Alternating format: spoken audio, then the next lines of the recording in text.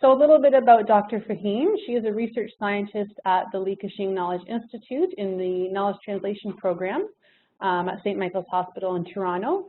She obtained her Master's of Science in Health Systems at the University of Ottawa, followed by a PhD in Health Research Methods, Evidence and Impact from McMaster University.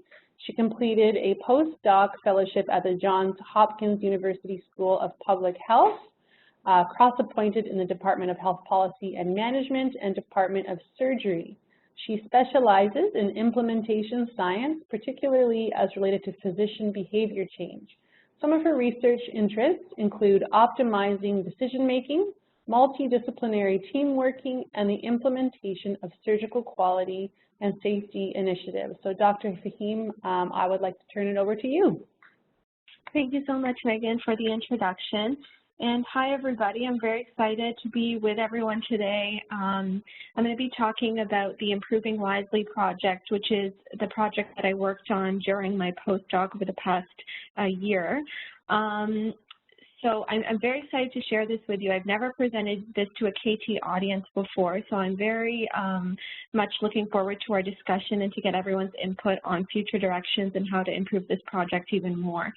So before I get started, I just want, oh, sorry, my slides don't seem to be working. There we go. I just want to acknowledge the land on which we work. So we operate on land which has been a site of human activity for thousands of years. This land is traditional territory of the Huron, Wendat, and Petun First Nations, Seneca, and most recently the Mississaugas of New Credit. Today, Toronto is also home to many Indigenous people from across Turtle Island, and we are very grateful for the opportunity to work on this land. I also have no competing interests to declare. Okay, so I want to spend a couple minutes on this graphic just to introduce you to Improving Wisely and what the problem is that we're trying to address. So typically when we think about quality outcomes in surgery, we look at a cohort of patients who receive a certain procedure, we follow them over time, and we report their complication rates. Now, advances in surgical technique and screening have generally improved surgical outcomes overall. And what we've noticed is there's a critical piece of the picture that we're actually missing, and that's whether or not the surgery should have occurred in the first place. So to demonstrate this problem, I'll use this article from the New York Times as an example, where they described overuse of total knee replacement. Now, if we look at the overall complication rate for total knee replacement, it's 0.25%, so 0.25% is the mortality rate, and the complication rate is less than 1%. So by our traditional measures, the knee replacement is one of the safest procedures, and there should really be no hesitation to receiving one. But the part of the picture that we're not capturing is that it's estimated that 2/3 of all total knee replacements are actually unnecessary. So before I arrived to Baltimore for my postdoc, the team that I was working with had already been thinking about these trends and trying to determine how they were going to capture these areas of potential overuse, underuse, or misuse. And now around the same time, CMS, which is the Centers for Medicare and Medicaid Services, so this is the federal agency in the United States that administers health care, mostly for individuals 65 and older and for people with disabilities, but it really is the largest single database in the U.S. They released physician-level data, and this was very unique because for the first time we were able to capture the data in a new way. Traditionally, we could look at data at the patient level or at the procedure level, and we could look at potential outcomes or mortality rates, but now we could cut the data in a new way to identify utilization trends for various tests and procedures. So the team that I was working with started cutting the data in this new way, and they found some really interesting trends. So I'll demonstrate a couple examples of what they found. The first here, this is a graph showing data utilization for upper and lower endoscopies, or a scope. And now typically when a patient needs both an upper and a lower endoscopy, it's recommended for both scopes to be scheduled on the same day. So not only is this better for the patient by saving them from having to take off work twice and traveling to hospital twice, but it also can reduce the risk of complications. And so when we looked at the data trend, we found that most physicians were actually scheduling upper and lower endoscopies on the same day. And as you can see in the graph, for the average physician, only about 10 to 20% of their scopes were parsed out over 2 days. And yet we found something else that we couldn't really explain. So there are physicians that 100% of the time, 90%, 80% were scheduling these procedures on 2 different days, even when there didn't seem to be a clinical indication to do so. Here's another example for first baby delivery via C-section. So just for reference, in Canada, the rate for first baby delivery via C-section is about 28%. And in this data set, we excluded any high risk or complicated pregnancies. And so even if we inflate that statistic of 28%, there were still some things that we couldn't explain. So physicians who were scheduling 70, 80, 90, 100% of their first deliveries by C-section. Now, around the same time, the PI for this study was traveling the country to try to further understand these trends and kind of put together a story of what was actually going on.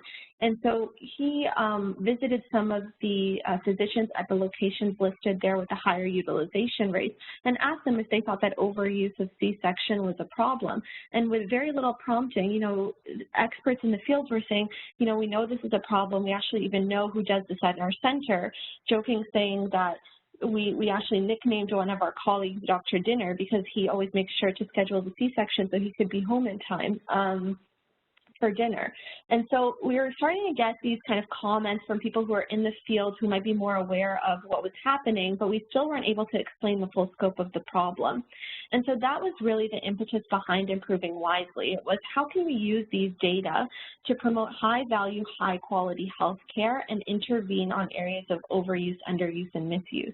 And the areas that we focus on for improving wisely are surgical procedures, medical procedures, diagnostic procedures like what I just showed, and also prescribing patterns. So right now we're actually in the process of running a study to look at polypharmacy use and also opioid utilization following elective surgical procedures.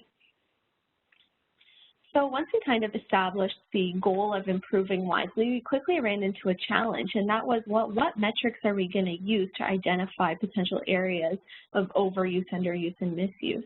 And the National Quality Forum is the body in the U.S. that's considered the gold standard for healthcare measurement. And when we looked at the metrics that they had endorsed, only about 6% were applicable to a claims database such as CMS.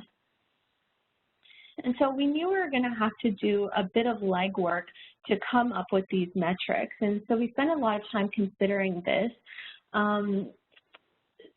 We really wanted to address this issue of how much is too much. So using the total knee replacement example, we have guidelines that say, you know, this is how you can perform a total knee replacement according to evidence, and here are the conditions that a patient should receive it. But those qualifiers are not always reflected in claims databases. So how are we going to address these potential areas of overuse that we were seeing?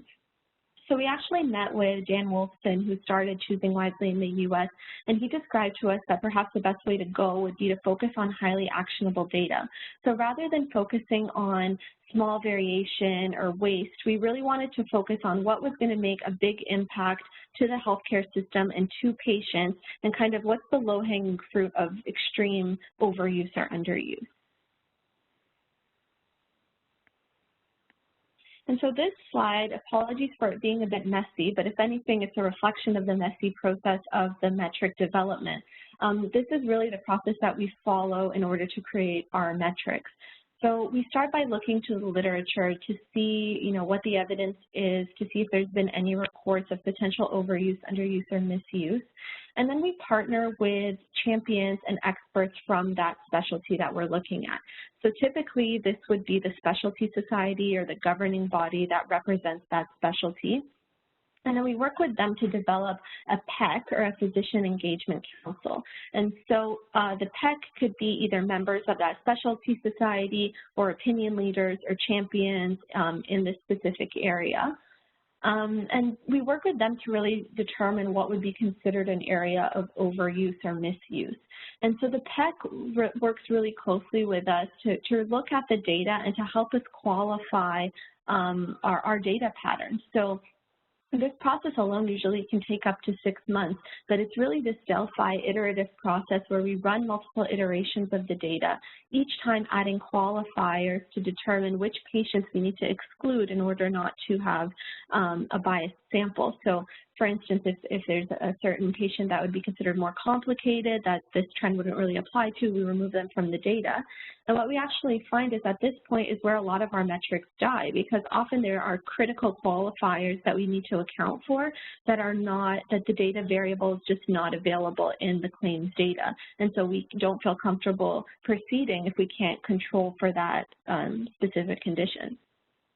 So the few metrics that actually make it through the whole process, again, once the qualifiers and controls are added, we actually share that with the PEC, and they kind of put their stamp of approval on these metrics, and then we proceed with the Improving Wisely intervention from there.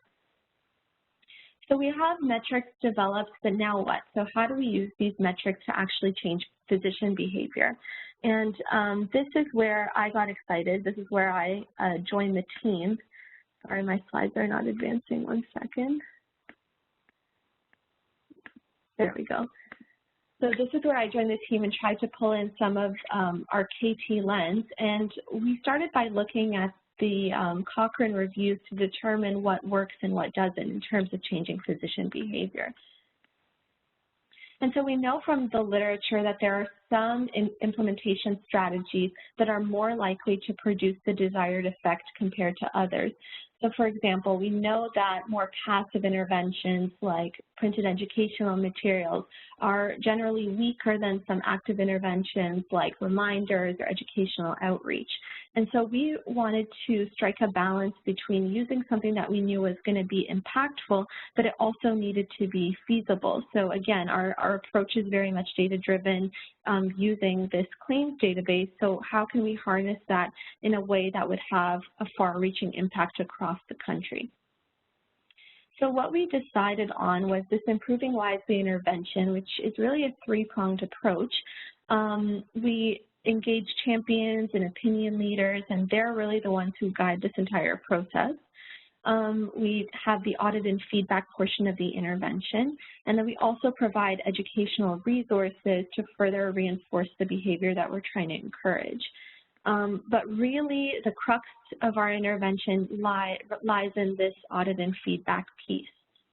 And so anytime I try to describe our intervention and the rationale behind it, I always pause and I highlight the work of the Audit and Feedback Meta Lab. And I'm not sure if anybody from the Meta Lab is on the call today, but they've really done some incredible work in advancing the science of audit and feedback. And we've really looked to them on how to operationalize our Improving Wisely intervention. And one article that I want to highlight in particular is this piece in the Annals of Internal Medicine. And it's a really, really great article that just highlights 15 pragmatic suggestions on how to optimize the effectiveness of audit and feedback. And so very quickly, I'll just go through these 4 categories and I'll highlight how they apply to the Improving Wisely intervention. And so the first area here is consideration of the nature of the desired action. So we want to recommend specific actions that are in the recipient's control. So it has to be something that the surgeon or the provider is directly responsible for, not something that needs to be changed at the systems level, for example. So in Improving Wisely, we often just focus on 1 or 2 procedures, and we provide very specific educational guidance to let the physician know how to evaluate their process or how to change their utilization. The second piece is the nature of the data that's available for feedback. So we want to provide feedback iteratively. You don't just want to provide one instance of feedback. And we want to provide feedback as soon as possible. And one of the greatest strengths of Improving Wisely, in my opinion, is we've negotiated an agreement with CMS to receive these data on a quarterly basis. So we have almost real-time data of what's going on. So the feedback that we're giving is really valuable. And we want to provide individual rather than general data. So typically when I demonstrate this point, I use a clinical example, but I recently fell into this trend of the Peloton. And for anyone not familiar with the Peloton, it's really just a stationary exercise bike that virtually links you with other users. And it made me think about this idea of individual rather than general data, because while they give you your own feedback on your output, they also have this tab on the right that shows how you're comparing to the rest of your class. And you would think that that alone would be motivating, but for me at least, it was always this reminder of it was an excuse for me. So of course my output is not as high, but then I was making excuses of how the population on the ride might be different. You know, maybe they're all training for the Tour de France. I don't know. But recently, Peloton added another feature that allows you to narrow your comparators to stats of those who are the same age as you, who are the same gender as you, and who report having the same activity level. And then suddenly it becomes a lot harder to explain why your output is not as high as others. And it's really just the same exact concept in a clinical setting. So we know that if a department receives a low score on a certain indicator, it's less likely to result in individual change at the physician level compared to if you provide that physician data on how exactly they compare with their colleagues who are working in the same environment with the same patient population. And I really think that boiling it down, this is really the strongest part of the Improving Wisely intervention is our ability to provide individual specific data compared to others who are working within the same population and with the same patients as you.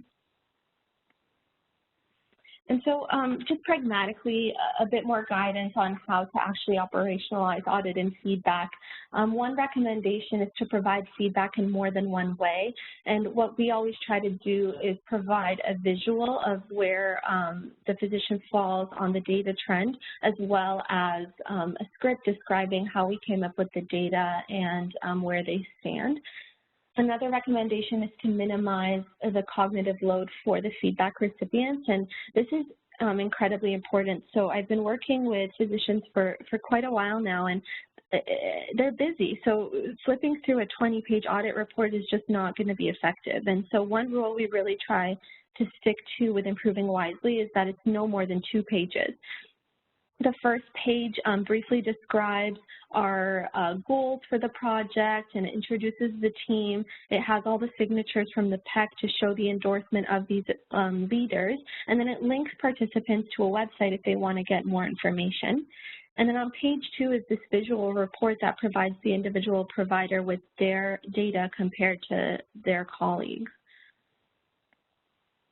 And finally, we want to consider the delivery itself, and this is an area of Improving Wisely I think we can further refine, but it's this idea of what's the most effective way to implement the audit and feedback report. How do we prevent defensive reactions to feedback? So one thing that we've been really sensitive towards is making this a very kind of positive quality improvement initiative rather than one that is punitive or accusatory. So everything that we put out there is confidential, and all of our kind of phrasing is in the spirit of quality improvement. And so just to kind of back up and show an overview of the methods we use to design Improving Wisely, we really just start with identifying the problem, working with the PEC to review the evidence and to really qualify the metrics of overuse or underuse that we're going to address. And then we run the Improving Wisely intervention. So it's that 3-pronged approach, which is really highlighting audit and feedback. And then we evaluate not only the effect on the clinical outcomes, but also a process evaluation of what the physicians actually thought about the intervention. So, Megan, I'm not sure if I should just pause here and see if there's any questions right now, or if I should just continue. I think you can go ahead. Okay, great. Yeah, thanks. Okay, so I'll spend the next part of the talk here highlighting some of the Improving Wisely interventions we've run so far. And this is the first one that we actually ran, and it was in Mohs micrographic surgery. So for anyone who's not familiar with Mohs, it's really a procedure where the surgeon tries to preserve as much healthy tissue as possible, and that is typically reserved for sensitive areas like the face or the hands where you might not want to take a really big excision. And so with Mohs, the surgeon starts by excising the core of the lesion, and then they check the margins to see if they're clear or if there's any cancer left. If there is cancer left, the surgeon can go back and take a little slice, and each one of these slices can then be reviewed in real time to see whether or not there is any cancer left over. And so each one of these slices is called stages. And we were approached by Mohs experts who thought that there might be some overuse of Mohs surgery that was happening within their specialty that was causing them concern. So with their partnership, we actually started by describing the data trend. And what we found was, on average, most physicians were excising approximately 2 stages per lesion, which is probably the average that should take place. But there were some other physicians who, on average, so for every lesion that presents, were excising 3 stages, 4 stages, somewhere went as high as 6 stages. And so we wanted to take a closer look at what might be going on and to implement the Improving Wisely intervention to address these potential overuse trends. And so here is the intervention that we actually sent out. And like I said, we really try to stick to 2 pages. And this was page 1, which is a personally addressed letter that briefly describes the project. It has all the signatures of the PEC and links to a website where they could get more information and links to an email if they have a request for specific resources or they want to speak to a PEC member. And page 2 is the individual surgeon data report. Now, this one is not as pretty as some of our recent ones. Again, it was our first iteration, but it still follows those principles of best practices for audit and feedback. It presents the data in a couple of different ways, very, very clear, and just lets them know where they fall in comparison to their peers.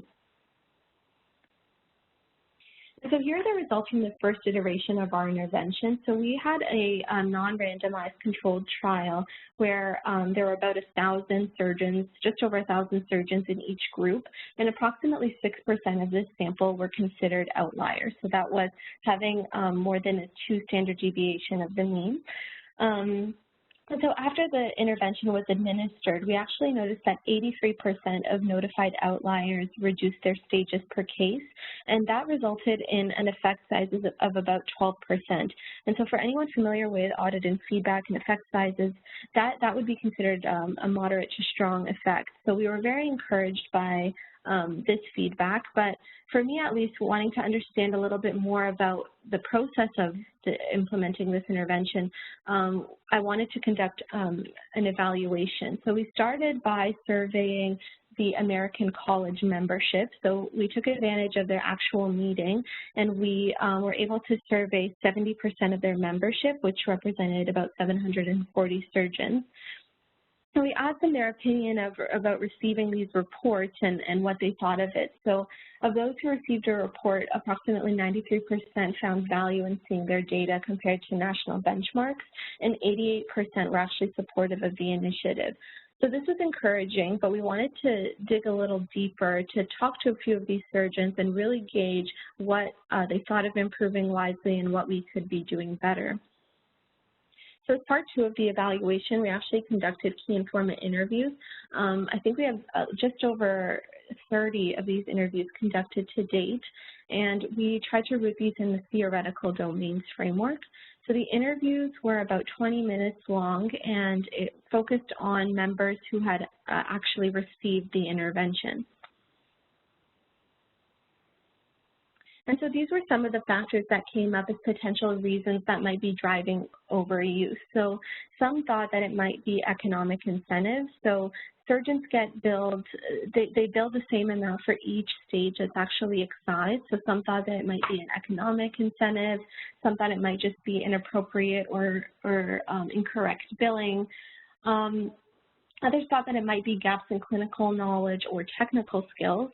We had a few participants say that they know that their procedure has changed slightly from when they were trained as a Mohs fellow. Some of the physicians highlighted that patients request Mohs for certain lesions, but we take this one with a grain of salt because this is the physician perception of what the patients want. We unfortunately have not had the opportunity yet to actually speak to the patients, so we would need to verify whether or not that's actually happening. And then the theme that came out perhaps the most strongly was this idea of case complexity. So a lot of the physicians felt that their cases were perhaps more complex than the average and actually might need more than 2 to 3 stages per case. And so here's some quotes that just further expand on some of those factors. So the surgeon, one of our participants said, "It gives me a little more pride. I like the idea that I'm not an outlier. When you practice alone, you don't have a lot of comparison opportunities. I think it's very helpful for those who are on a metaphorical island, and it reinforces that I'm doing an honest job." And this is one of the strongest themes that came out of our data, was that a lot of these physicians were often the only Mohs surgeon in their entire practice. And so they said that once you leave fellowship, there's really no one looking over your shoulder to kind of let you know that you're on the right track. And for them, being an inlier and receiving this report was really confirmation that they were probably doing a good job. Another theme that came out specifically among the Mohs college membership was this idea of self-policing. So they were worried that this idea of potential Mohs overuse might kind of leave the Mohs circle and might be captured by the media, and that there would be consequences by CMS who might reduce their billing. And so they thought that if we kind of police this and we control any potential problems internally, that's probably better for us before somebody else tries to regulate us. And so this is a question I often get the most is, well, what did the outliers think? And so here's one quote from one of our outliers, which highlights, "I think when you're an outlier, it's healthy to question, what am I doing or not doing that makes me an outlier? Why am I not performing to the standard? So seeing that I was outside of the normal distribution was not a reassuring thing." So that's one quote, but the true answer of what do the outliers think is we don't know. So we're actually missing this key voice, and we had a very difficult time engaging them for the key informant interviews. So we actually had a list of all the individuals who are considered an outlier on the data report, and we sent 3 follow-up emails inviting them to do an interview, and unfortunately we're not able to engage, I think, more than 5. So this is definitely something that we're continuing to explore and reflect on, and it's something that I hope we can discuss later on, is how do you engage populations who might be considered outliers in this sense. And so the other thing is this intervention sustainable? So we're just coming up on past the 2-year mark, and here's some of the data that shows the first round of our reports and the second round of our report. And we found that the data actually was sustainable over a 2-year period. What we found, though, was interesting, was that both the notified and the non-notified group reduced their stages per case. And we think, obviously we would need to confirm this, but we think that that might be because the Mohs College had created so much awareness around this issue. So this was all over all of the Mohs news, all dissemination was this idea of reducing stages per case. And so it was a pretty interesting data trend that I think deserves a little bit more follow-up. Okay, so that is kind of the first example of improving wisely, and that was really what kicked us all off. But now I want to kind of change gears a little bit and talk about the study that we're working on now. And this one is overuse of opioids following common postoperative procedures. So we know that opioids are commonly prescribed after both minor and major surgeries for pain management. And then in the United States, surgeons prescribe about 10% of all total opioids. And so there's some pretty staggering statistics around opioid use in surgery. So for patients who had zero opioids, they took 0 opioids on their last day in hospital, 45% of them actually left the hospital with an opioid script, and 92% of patients who leave with a script have leftover opioids. And we know from other evidence that this is one of the key reasons for potential overuse down the line. And of patients who've had a elective surgical procedure and were prescribed opioids, about 1 in 16 will actually become a long-term user. So we thought this was definitely something that has a lot of attention right now that would have a big impact. And so we started by, let me say one more thing here. The other thing we noticed in terms of what surgeons were actually prescribing was that the range was really wide. So for procedures such as a laparoscopic cholecystectomy, so a gallbladder removal, the range of pills that were prescribed was 0 all the way to 50. So we knew that the first place to start here was going to be around what is considered appropriate for these elective procedures in patients that don't have any complications that need to be considered. And so one of my colleagues published this paper, which was a guideline for opioid prescribing for 20 common procedures. And this guideline actually came out at the same time as some of the other guidelines, including Michigan, a big one by Michigan. And they're all fairly aligned, basically saying that for the majority of procedures, there should only be about 0 to 10 pills that are prescribed. And yet we were seeing ranges of 30, 40, 50 pills on average being prescribed. So our team started by creating the guidelines and also creating an advocacy website called CORE that offers free resources for clinicians and patients on opioid use. But one thing we knew very early on, and as the team is familiar with, is that just providing guidelines does not necessarily mean that it's going to change physician behavior. So we thought this was an opportunity to run the Improving Wisely interventions. And so we started again by identifying the problem, and then we formed a PEC. And the team that we actually partnered with is the Pharmacy Quality Alliance. And the PQA is very well positioned to be a partner on this study because they are actually one of the few organizational bodies that had evidence-based metrics approved by the National Quality Forum. So we thought that they would really be a leading voice that was respected in the country. And we formed a multidisciplinary PEC that includes surgeons from the different procedures that we're going to focus on, includes anesthesiologists and pharmacists. And we selected people that are really considered opinion leaders and respected voices in their fields. And so we're actually in the process of developing this intervention right now.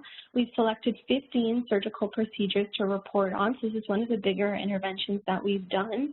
And we're in the process right now of qualifying the data, adding the metrics to determine the data that we'll put into our final reports. And again, we're still following that same recipe of starting with a Dear Doctor letter explaining the issue and the practice that we recommend, and then the second page being an actual data report. So fingers crossed that our data reports will actually go out by the end of October or early November, and we're really excited to kind of see what impact that has. But working on improving wisely, specifically with the opioid, in the opioid context where there's so much tension on this right now, it caused us to reflect on whether or not focusing on the individual provider level was the only kind of area that we should focus on. So is physician level the right approach, or should we be looking to intervene at the team level or at the organizational level or at the health system level? And so we kind of compiled these thoughts, and we received funding from Arnold Ventures to evaluate multi-level interventions to reduce opioid overprescribing. So on one hand, we'll have the individual provider level intervention, which is improving wisely. And on the other, we're going to have a system level intervention. So we've actually partnered with Epic Systems, which is the largest electronic health record in the U.S., to design a study called SOLVE. And really what SOLVE is trying to do is set defaults in the EPIC database so that when residents or physicians are discharging patients, it automatically populates the opioid script to be aligned with these guidelines. So to have a range of about 0 to 10 pills versus the free text or versus the quick scripts, which are often programmed at 30, 40, 50 pills. And so we're very excited about this opportunity. We've already started recruiting hospitals for this trial, and we're working with EPIC to set the defaults in the different institutes. And so it'll be very interesting to kind of compare the effect that we see at the individual level versus kind of changing the system around the person to encourage them to change their behavior that way, and where possible, looking at the overlapping effect of having a multi-pronged strategy. And so in summary, behavior change for anyone is hard. I know, especially in our field of KT and behavior change, people get excited when they hear you're the KT expert and they're like, okay, how do I get people to change? But there really is no silver bullet. The strength of improving wisely is that it's physician-led. It's really the members of each target population, each society, who lead the entire design, implementation, and evaluation of the process. We try to focus on really actionable metrics, so things that are going to have high impact on patient care and on cost. We've adopted a very peer-to-peer supportive, non-punitive approach. All our reports are confidential. They're not seen by any governing body. They don't affect billing at all. We've also really tried to align ourselves with the audit and feedback best practices, and we've supported our audit and feedback interventions with education and coaching, and this is another idea, another aspect of improving wisely that we're continuously trying to improve is what other complementary supports do we need to provide. And of course, all of this is delivered iteratively. But it's not without the limitations. So first of all, and the biggest limitation is that these metrics are nuanced. So they're interesting, but they don't tell the whole story. So right now we're kind of limited to the data that we have in these data sets. But one thing that's interesting that we've seen, at least with the Mohs College, is after this study, they decided to create their own database and to start populating appropriate misuse criteria for Mohs. So now, rather than an assumption of what might be constituting potential overuse, we'll have the actual patient qualifiers to say whether or not a lesion should have been excised using Mohs in the first place. So that just gives us even more confidence in our data, and it's something that we'll continue to advocate for going forward. Another thing that we haven't looked at that I think we definitely need to is, are there unintended consequences that would arise from this intervention? So the trends that we're seeing, is it actually reflecting a change in behavior, or is there potential gaming that might be kind of performing for the metrics and not actually changing practice? The other thing is how to engage the unreachable outliers. So we've tried a couple different techniques. One was inviting them to kind of participate in process feedback. The other was cold calling by members of the PEC, and neither to date have really been effective. So it's this idea that, at least in the data that we have, these outliers, while they represent a very small group, really getting a small change in that group will really have a big impact in care and cost overall. So we think it's really important to engage them and make sure that, you know, their feedback and their perspective is incorporated in the study. And then finally, like I highlighted before, we've been missing the patient perspective so far, and so going forward, this is definitely a critical piece that we'll need to build into our study. And so maybe I'll stop there and see if anyone has any questions or ideas for discussion, and then maybe I'll pose a couple questions to get the group's feedback on how we can further strengthen improving wisely.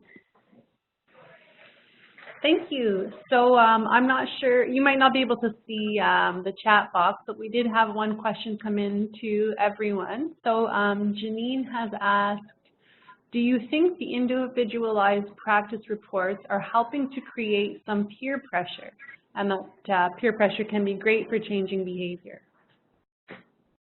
Yeah, that's a great question. Absolutely. That's definitely something that came out, at least in our Mohs interviews. So almost everybody I talked to, I said, well, what was your reaction when you received the report?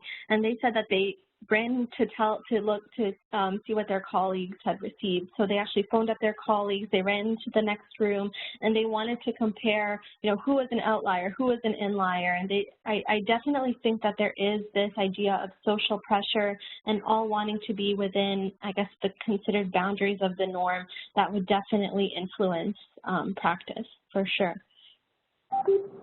Awesome. Thank you. Another question, I mean, you have touched on this a little bit already about the outliers, but what was the response like from the outliers when you spoke to them, and just any comments about any further engagement with them? So that's a great question as well. I think this is very interesting and also a potential big limitation of improving wisely. So we've been putting a lot of focus on it. So I got one of two responses when I reached out to outliers, either no response, so I was just not able to engage with them at all. The individuals that I was able to engage with really highlighted the potential limitation of the data itself. So they said that, you know, my patients are more complicated, they're more complex. I live in a region where I kind of am the catchment for the most complex cases. And while there's nothing that we can see in the data that would definitely flag, you know, this patient population being different, we also are very cautious that we don't have all the qualifiers. And that's why I think it's really powerful when we see organizations like the American College of Mohs Surgeons start to create their own databases where they have all the clinical data to be able to explain whether or not this can be attributed to case complexity or geographical variation. And I think it's something we have to think about when we use these databases is what data do we need to be capturing in order to inform appropriate use going forward. Thank you. Okay, we have one from Sonia here. She asks, have you considered or do you know of any interventions targeting residents or medical students to prevent future inappropriate use? Yeah, that's a great question. I actually think that some of the Choosing Wisely initiatives a lot of them have been focused on residents. So it's a little bit different, but I know that at least with, I think, transfusions, there's been a couple of articles that have definitely incorporated that in, to target residents and to build it into the training, to get residents to start thinking early on of, you know, do I need to be ordering this test, or do I need to be prescribing, you know, the script. So at least for the opioid intervention specifically, we've done a lot of awareness campaigns with the residents at the Hopkins Hospital to kind of talk about their opioid prescribing, to have them reflect on what they're kind of pulling down from the Dropbox on the EHR. And so I definitely think that there has been some done, and there's definitely potential to focus on residents as well going forward. Thank you. Okay, Rosman asked, what are your thoughts on the patient's role in choosing wisely, and how can they be advocates of their own health? Yeah, that's a really great question. It's one that I've been thinking about a lot since, like I said, our attention so far hasn't been on this patient voice.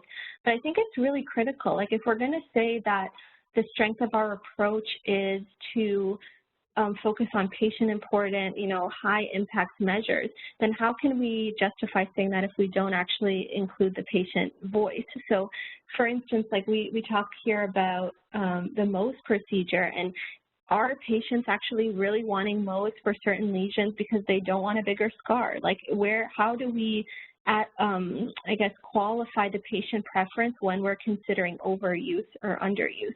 So it's definitely something that we're exploring. One of my colleagues is actually in the process of proposing a grant on tonsillectomy, and they actually think that there might be overuse and underuse depending on which population is addressed. So it's a really interesting study because she looks at different disparities in the patient population and how they might be triggering overuse and underuse. And so for that study, we're actually building in the patient perspective very early on, and we're going to be feeding that back as part of the intervention to physicians. So it's a study I'm really excited about, but maybe once that's off the ground, I can bring it back and share with the group as well. Thank you. I have two questions from Julia. So the first one relates to the one you were just talking about. So she says, each medical treatment has risks, benefits, and uncertainties. You talk about bringing in the patient voice. How will you bring in patient values and preferences? And just as a follow-up to that one, she also wanted to know, how do you come up with your PECs? Great question. So maybe I'll start with the first question is how to bring in that patient voice. So I think one thing to consider with improving wisely is these are overall trends that capture, thousands of patients. So definitely each treatment or procedure should use a shared decision-making approach. But if we kind of zoom out and we're looking at, thousands, tens of thousands of patients, and we're seeing these clear trends that can't possibly be explained by shared decision-making alone, that's really what gives us pause. So I think it's really the power here is what's the average. So if there is this continuous overuse, that is definitely something that we would need to address, and it's also something that can be built into the shared decision-making process. So what needs to be communicated to patients in order for them to appropriately weigh the risks and benefits and to decide to go ahead or not to go ahead with a procedure, and what's the doctor's responsibility in guiding that conversation to make sure that there is not an unnecessary risk of exposing a patient to a procedure that perhaps doesn't need to happen. So like I said, this isn't something that we've really worked on or kind of worked through yet, but it's a great point and definitely something we need to keep in mind.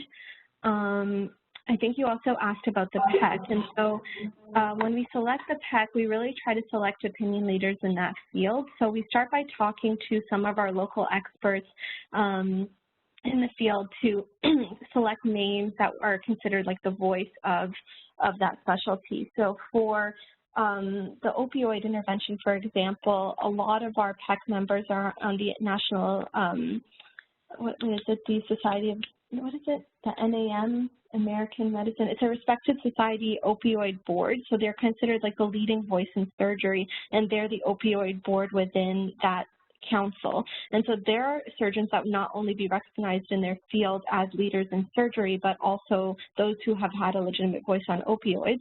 We also, where possible, try to make it multidisciplinary. So for opioids, we wanted to make sure it wasn't only the surgeons who were, whose voices were included, but we also pulled in opioid experts from anesthesia and from pharmacy. So each practice is a little bit different, but what we really try to do is speak to members of the target population and look to them to identify opinion leaders and champions that we think would be well received by that population. Okay, thank you. So we haven't had any new questions come in for the moment. Someone did want to know about the slides and recording. Those will be posted on our website. I'm just going to give it another minute here and see if anyone has any final thoughts. I think if no one has any final thoughts, I'd like to voice the question to the group. I'd really love people's feedback on whether they've conducted any similar studies in the past and kind of what their thoughts on around two things. One is this idea of how do you engage populations who are not willing to engage or harder to reach. And second is your thoughts about this idea of an individual behavior intervention versus something that's maybe top-down or systems-oriented. So any kind of thoughts on similar experiences in the past or kind of lessons learned that you think we can improve, apply to improving wisely? I know it might be hard to answer with the chat box, I'm sorry.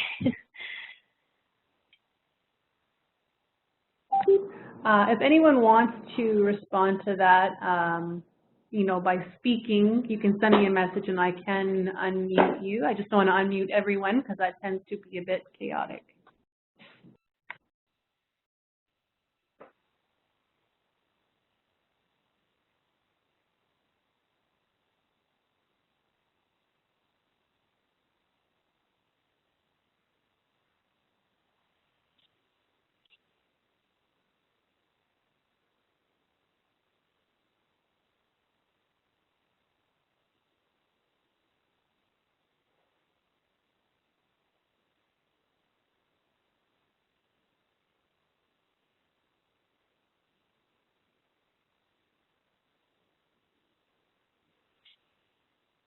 Maybe what I'll say is if any kind of thoughts come up later or there's anything that we didn't kind of highlight that you would recommend that we could use to build Improving Wisely further, feel free to email me.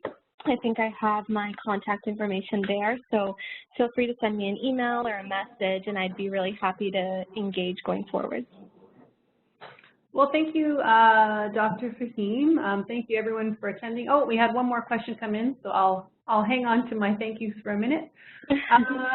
So Sonia asks, what admin data set are you using? You mentioned billing, and she assumed prescription, but are there any others? Yeah, so far we've been using the Centers for Medicare and Medicaid database. So it's actually called the CMS VRDC. So it's like the largest government payer database in the United States. So that's the one that we've been focusing on so far. Thank you. I'll just give it a second here in case there's any follow-up.